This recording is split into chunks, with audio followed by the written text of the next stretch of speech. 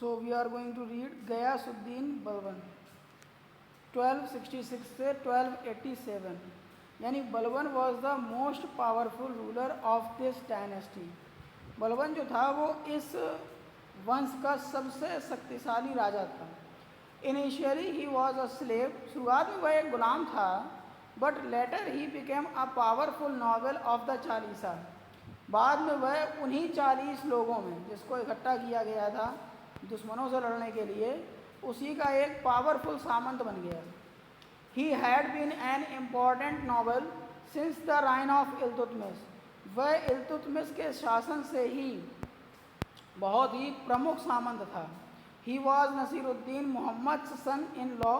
वह नसीरुद्दीन मोहम्मद के जो है दामाद था और नसीरुद्दीन के शासन में प्रशासन को नियंत्रित करता था, एडमिनिस्ट्रेशन को कंट्रोल करता था।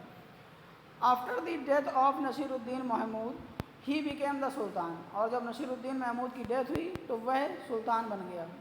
On becoming the sultan Balban crushed the Chalisa and introduced strict discipline in the court. यानी जब वह सुल्तान बन गया तो बलबन ने चालीसा को कुचल दिया, मतलब हटा दिया, और कोर्ट में एकदम सख्त अनुशासन लागू कर दिया। He also ordered the nobles to stop living in luxury. उसने सामंतों को भी आदेश दिए कि वो आराम में रहना छोड़ दें, इतनी लग्जरियस लाइफ ना जिएं। He banned laughing and smiling in the royal court and banned nobles from the attending parties और drunking alcohol without the permission of Sultan.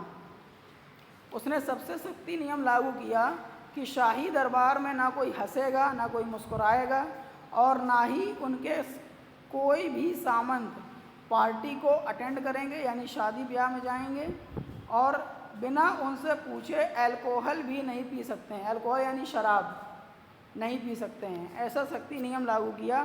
These measures instilled a great sense of fear in the novels.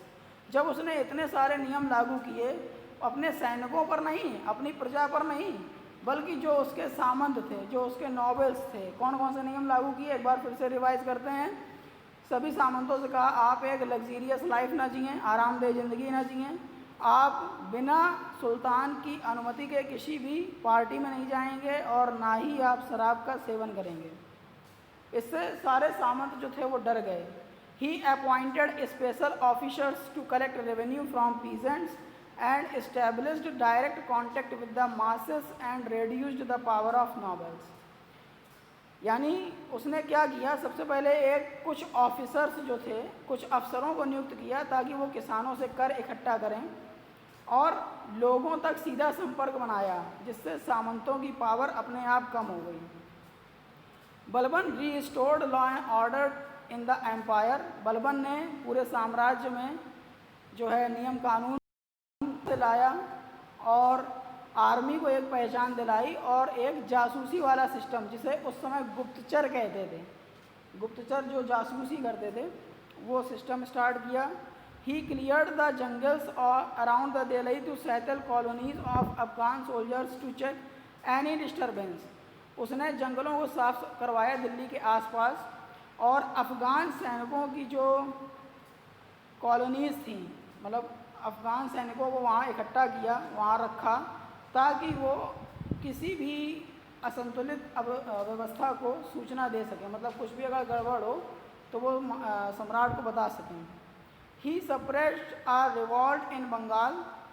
Bengal में उसी समय एक विद्रोह होने वाला था, उसको उन्होंने दबाया, और किले बनवाए ताकि मंगोल आक्रमण ना करें। अपने साम्राज्य के बाहर साइड में किले बनवाए। बलबन 1287 में इसकी मृत्यु हो गई। इसके जो सक्सेसर थे, मतलब इसके जो उत्तराधिकारी थे, इसके बाद जो शासक आए वो बहुत कमज़ोर थे, इसलिए स्लेव डायनेस्टी जो है लगभग 1290 में ख़त्म हो गई, और एक नई डायनेस्टी स्टार्ट हुई जिसे खिलजी डायनेस्टी कहते हैं। तो खिलजी डायनेस्टी के बारे में डियर स्टूडेंट्स हम लोग बाद में पढ़ेंगे।